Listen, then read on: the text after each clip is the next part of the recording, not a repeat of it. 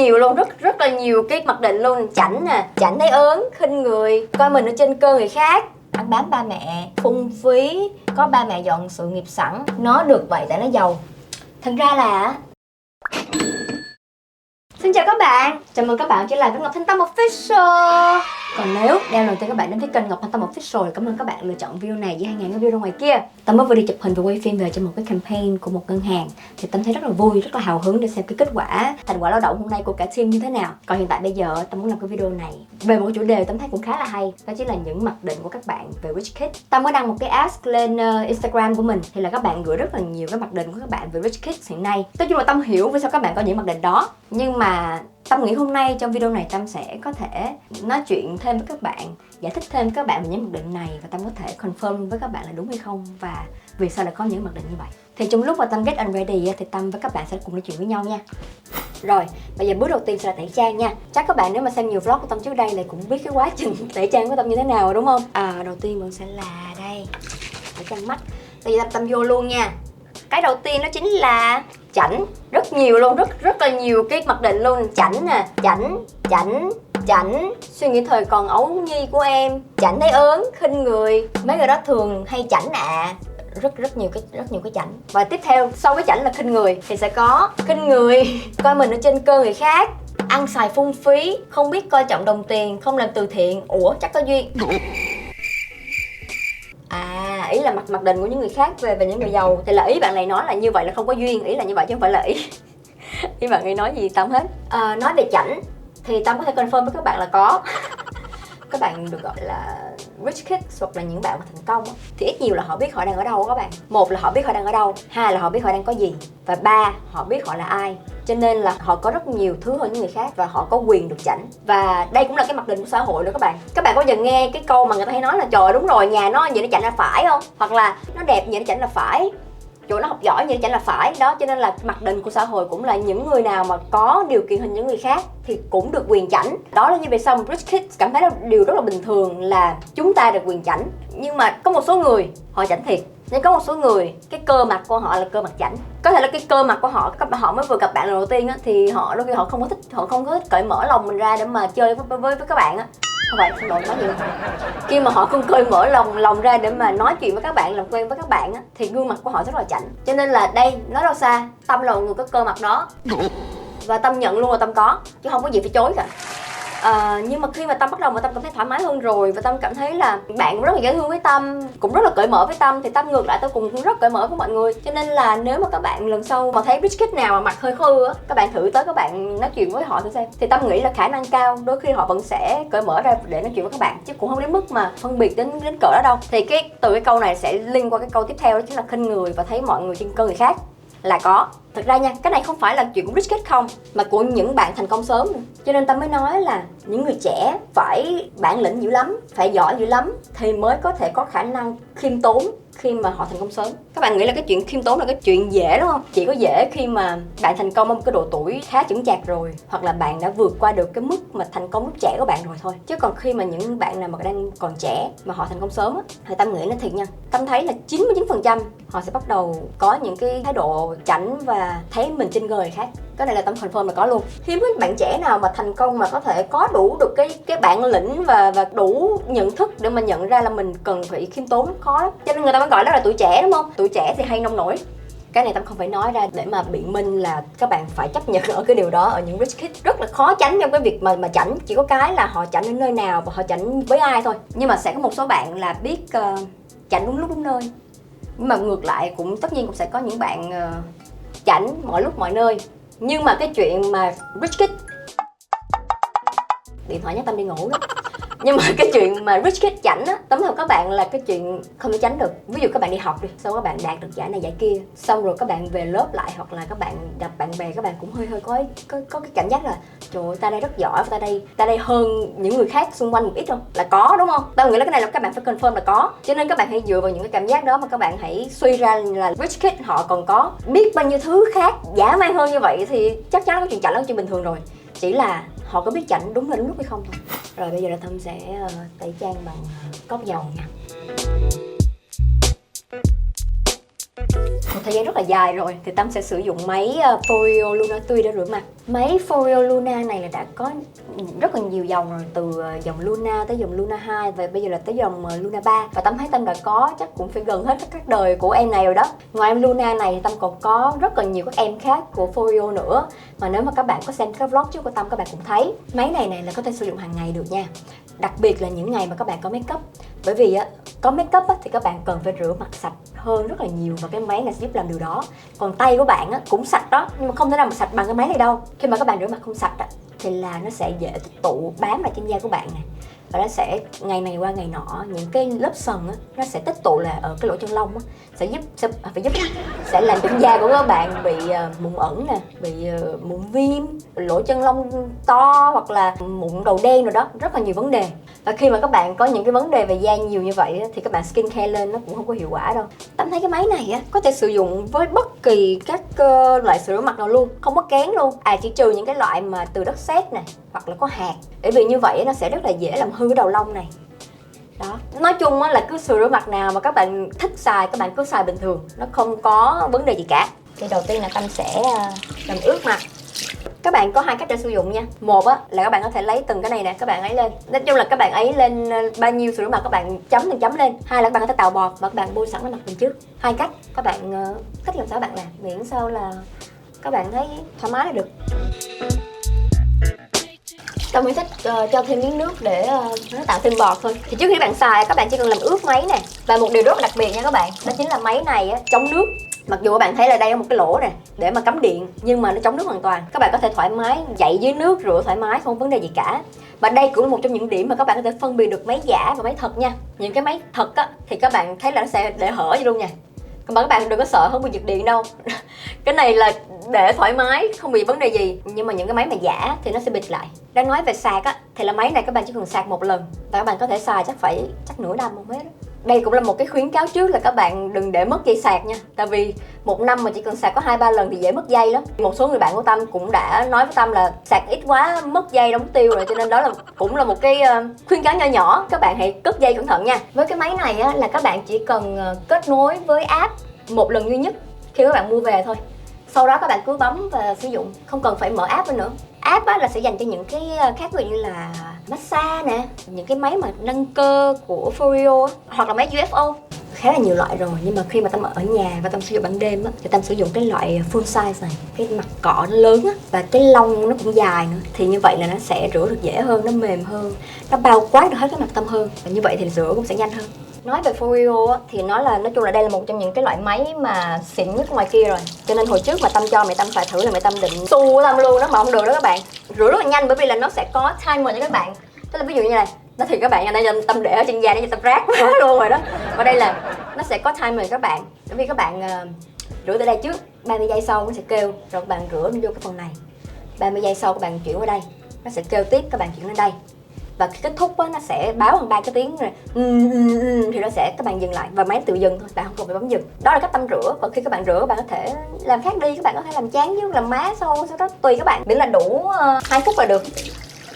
Có một cái mẹo này nữa mà Tâm muốn chia sẻ với các bạn, đó chính là khi bạn sử dụng các bạn có thể đẩy lên như vậy nè. Đó, đẩy lên như vậy nè để có thể nâng cơ được luôn. Một là làm hình tròn, hai là đẩy lên chứ đừng có kéo xuống nha. Thêm nữa là các bạn nên chú ý đến những cái chỗ nào mà lỗ chân lông to, mụn đầu đen rồi đó, ví dụ ngay mũi nè, hai cái chỗ này, vùng T-zone, má vân vân. Còn lại thì cứ rửa mặt. Nói chung là làm nhẹ nhàng thôi, bởi vì máy này được sử dụng sóng âm T-sonic, cho nên là các bạn không cần phải làm mạnh đâu. Đây là mặt của Tâm sau khi rửa mặt xong. Các bạn thấy nó hồng hào không các bạn? Đó, da mà hồng hào như vậy thì mới trẻ lâu. Lý do vì sao nó hồng hào là bởi vì là máy nó sẽ như là một cái máy massage nhẹ nhàng vậy đó. Thì khi mà massage nhẹ nhàng như vậy thì máu sẽ lưu thông tốt hơn. Ok, tiếp tục là Tâm sẽ bỏ một ít toner. Tiếp tục trả lời nha. Đây là một cái nhận định Tâm thấy cũng hợp lý luôn, đó là hoang phí, phung phí, rất nhiều chữ phung phí và hoang phí. Có thêm một cái đó là tiêu xài không cần sự cho phép, xa xỉ, chi trả quá mức cho một món đồ bình thường, mua quần 4-7 triệu không tiếc tay. Ủa cái này đâu phải là mặc định đâu các bạn, cái này là sự thật mà.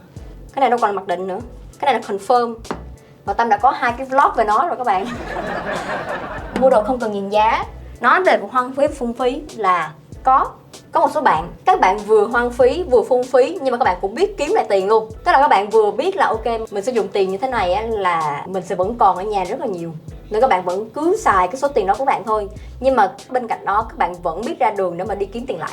Hoang phí và phung phí, Tâm sẽ nói luôn với các bạn là cũng lại một lần nữa tùy người, và cũng tùy người đó, cũng tùy lúc nữa. Tâm nói ví dụ là bản thân Tâm luôn, Tâm sẽ chi trả cho những món mà Tâm biết là Tâm không thể tìm được một mức giá khác. Nếu các bạn để ý những cái đập hộp của Tâm á, mà Tâm mua kiểu bao nhiêu đó tiền vân vân á, đó là Tâm đã có thể tìm được mức giá ok cho nó rồi nên Tâm mới mua. Còn nếu mà Tâm biết ở đâu đó có một cái nơi mà Tâm có thể mua được với một cái mức giá rẻ hơn cho món đồ đó, Tâm sẽ tới đó Tâm mua. Các bạn không biết được là với một cái món đồ á, Tâm đã đi check giá không biết bao nhiêu nơi, Tâm mới chốt cái giá cuối cùng, cái nơi cuối cùng mà Tâm mua. Và đôi khi như vậy nó làm cho Tâm mất không biết bao nhiêu thời gian luôn. Và nhiều khi quay ngược lại là người đầu tiên mà mình hỏi giá, tức là hỏi biết bao nhiêu người xong cuối cùng quay ngược lại người đầu tiên, và xong rồi nhiều khi quay ngược lại là ta bán mất tiêu rồi. Cho nên mẹ Tâm hay nói với Tâm á, con có biết á là khi mà con đi tìm giá, check giá như vậy á, cái thời gian mà con bỏ ra là con thể kiếm được biết bao nhiêu tiền. Và cái câu đó nó thấm lắm nha. Nếu mà các bạn Google trên mạng, các bạn sẽ thấy được một cái video hoặc là một bài báo mà Primy nói là Tâm rất là keo kiệt. Tâm sẽ bắt bạn mình đi bộ và đi tàu điện ngầm thay vì đi taxi. Là cái này là có nhé, Tâm confirm. Bởi vì một là đi tàu điện ngầm là một cái trải nghiệm rất là lạ mà ở Việt Nam chưa có nè. Cái thứ hai, taxi ở nước ngoài rất là đắt các bạn à. Mà như Tâm vừa chia sẻ với các bạn đó, nếu mà Tâm không thể tìm được một cách nào khác thì Tâm mới sử dụng của dịch vụ đắt đó. Còn nếu mà Tâm vẫn có thể đi được từ A tới B với một mức giá rẻ hơn rất nhiều, Tâm sẽ chọn cái cách rẻ hơn. Tiếp theo Tâm sẽ sử dụng lactic acid 10% và HA.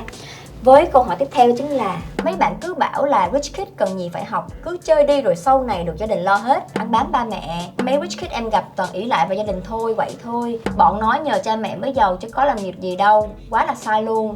Có ba mẹ dọn sự nghiệp sẵn. Nói chung là những cái liên quan tới ăn bám gia đình, ăn bám bố mẹ và dựa dẫm vào gia đình. Chẳng lẽ nguyên cái video này Tâm cứ nói hoài là có người có người không, thì như vậy nó cũng hơi nhàm chán đúng không các bạn? Nhưng mà sự thật là như vậy, bởi vì là phần đông rich kid là như thế. Cái gì nó cũng có cái mặt tích cực của nó ấy. Tất cả mọi người mặc định là rich kid là lười, là chỉ biết chơi thôi. Cho nên vì những cái mặc định như vậy ấy, mà những bạn nào mà có ý chí và những bạn nào mà rich kid mà có tham vọng và có biết làm chủ cuộc sống của mình và biết sử dụng thời gian của mình được hợp lý ấy, thì những bạn đó là những bạn rất là đỉnh cao. Tại vì nói vui nhá, họ ăn bám gia đình ở cái thời điểm đầu. Khi mà họ đã có một cái nền tảng như vậy rồi, họ có thể tiến xa hơn những người khác từ 10 đến 20 năm rồi. Bởi vì họ không cần phải đi góp từng cái vốn nhỏ nhỏ như vậy, mà họ có thể góp được một cái vốn rất là lớn, có thể từ ba mẹ, nói thẳng luôn từ ba mẹ. Có gì đâu mà phải ngại các bạn. Ba mẹ mình là đã sử dụng biết bao nhiêu năm trời để mà có thể kiếm được bao nhiêu số tiền đó để dành cho những đứa con của họ. Thì lý do vì sao các bạn lại lên án là rich kid sử dụng tiền ba mẹ? Ba mẹ nào cũng đi làm việc để mà đầu tư cho con mình, thì những bạn nó sử dụng tiền của ba mẹ mình có gì đâu sai. Trừ khi là sử dụng tiền đó làm cái gì thôi, lấy cái tiền đó để mình có thể tiến xa hơn, nhanh hơn là một cái chuyện nên làm. Bởi vì có cái nền tảng như vậy á, cho nên là họ làm cái gì á họ cũng liều hơn, bởi vì họ biết là họ sẽ có một cái nơi để về. Và đôi khi cái từ mà liều ăn nhiều nó rất là đúng. Và những cái bạn rich kid nào mà biết sử dụng cái nền tảng của mình để mà liều á, các bạn sẽ được ăn rất là nhiều. Tiếp theo đó chính là ascorbic acid và alpha arbutin để làm cho sáng da. Với câu tiếp theo chính là làm bài không được điểm cao, cái rồi bị nói là nhà giàu mà học ngu.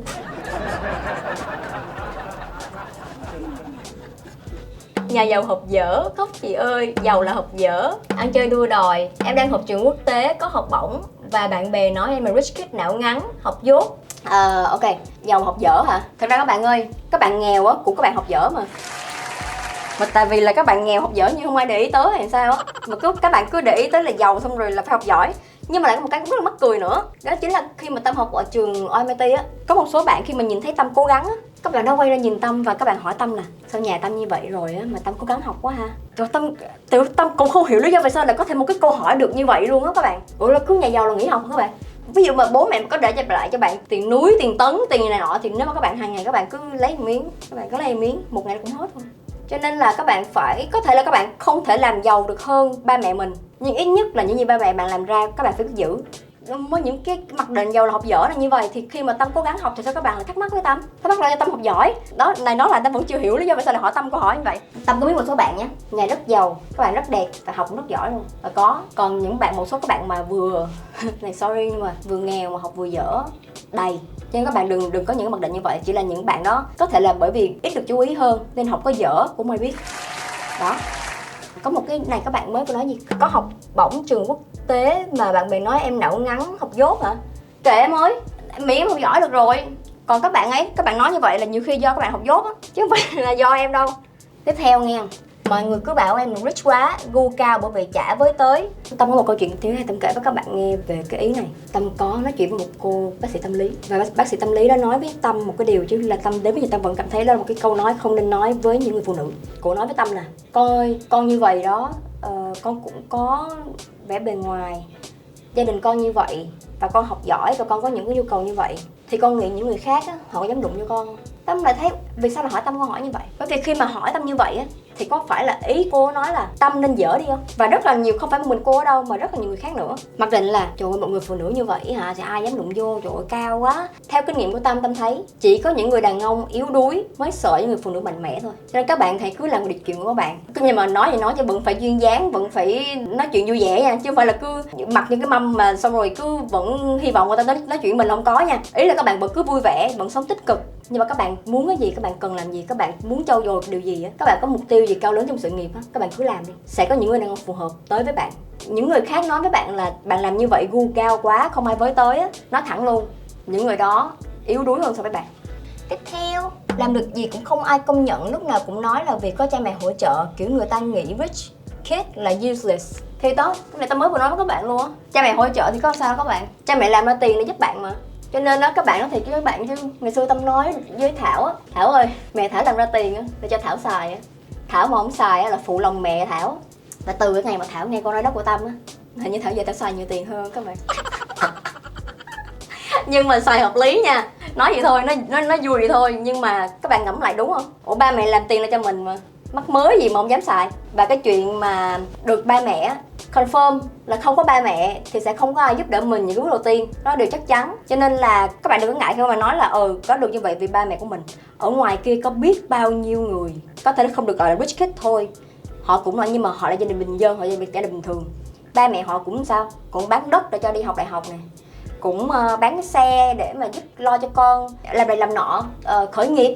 Thì có phải là cái đó, nếu mà các bạn nói là bám cha mẹ thì các bạn nó cũng bám cha mẹ không? Đó, cho nên là ba mẹ nào cũng sẽ muốn hỗ trợ con mình khi có thể. Và nó chỉ là một cái mặc định rất là buồn cười, đó chính là con nhà giàu thì bám ba mẹ, còn con nhà nghèo thì không. Rồi, nhưng mà nhắc tới Thảo đúng không? Có câu của Thảo luôn. Nó được vậy tại nó giàu. Thật ra là những người mà nói câu này á, là những người chưa có được những cái mà cái người bị nói xấu có, nên họ mới nói những câu đó. Cho nên là khi mà các bạn chẳng may bị nói như vậy á, các bạn phải cảm thấy là các bạn may mắn, chứng tỏ là các bạn đang có nhiều hơn cái người mà đang nói xấu bạn rất là nhiều, nên mới được nói như vậy. Có mấy cái này cũng mắc cười không nè. Giàu, xinh giỏi cỡ chị, không biết đâu ra mặc định xấu. Tiếp theo là em không nghĩ ra được gì xấu để nói rich kid luôn, trừ việc sướng vãi, toàn trai xinh gái đẹp. Không, cái này Tâm phải nói các bạn luôn là cũng có những người xấu nha. Này xin lỗi nói nghe hơi kỳ, nhưng mà sự thật mất lòng là vẫn có những bạn. Thực ra nha, lý do tại sao tôi nói xấu là tại vì là cái tính người đó cũng không tốt lắm á, cho nên là Tâm mới chê. Chứ mà ví dụ như mà Tâm mà có cảm tình thì sao Tâm vẫn khen à. Rồi, có thêm một cái này nữa nè. Mấy bạn trong lớp cứ bảo em là rich kid vì thấy em có đủ những gì em mong muốn, em không thích. Thực ra các bạn nói như vậy á, em phải thấy vui chứ. Bởi vì chứng tỏ là ba mẹ em đã cho em tất cả những thứ mà em cần. Chị hiểu vì sao em không thích. Khi mà mình còn đang học cấp 2, cấp 3, hoặc là mình mới lớn á, thì mình nghe những cái câu như vậy mình khó chịu lắm. Ngày xưa chị cũng vậy. Nhưng mà xong rồi bây giờ chị cảm thấy em dễ gì mà được chọc những câu đó hay. Em phải có cái dữ lắm thì gì đó thì người ta mới chọc em những câu đó chứ. Cho nên hồi trước các chị phóng viên K14 hỏi Tâm một câu là: các bạn nghĩ sao khi mà Tâm cứ được gọi là chăm anh thế Việt này nọ, vân vân. Tâm nói luôn, Tâm thấy không có vấn đề gì hết. Tại vì đâu có dễ gì mà được gọi những cái từ đó. Cái từ nghe thôi là đã thấy sướng tai rồi. Kiểu chăm anh thế Việt, các bạn nghĩ bao nhiêu người được gọi như vậy. Tâm nói chứ là trừ khi mà Tâm bị gọi là mập lùn xấu rồi Tâm mới lo thôi. Chứ còn cái ngày nào mà Tâm còn vẫn được gọi là chăm anh thế Việt thì Tâm vẫn được vui ngày đó. Có một câu khác, câu tiếng Hoa thể hiện kỹ năng đọc tiếng Hoa, các bạn coi nha. Câu này ghi là: Wo xì hoa nì, wo ya xì hoa nì.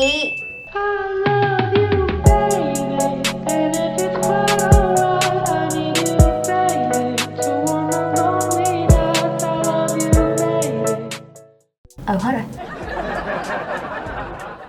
Skincare tip, vùng cổ là cái vùng rất là dễ nhìn thấy sự lão hóa. Sau một thời gian rất là dài các bạn toàn chăm mặt không á, thì cái cổ của bạn nó bị bỏ rơi á, nó sẽ bị lão hóa đi rất là nhiều. Các bạn nhớ vẫn phải chăm sóc cho da cổ nha, tức là mặt chăm cái gì thì cổ cho nó một miếng.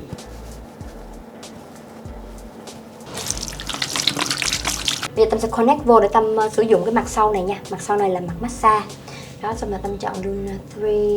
Luna 3 bắt đầu vô treatment. Và Tâm sẽ chọn Nothing But Neck. Đây, start treatment. Đây, rồi, Tâm connect máy rồi nha.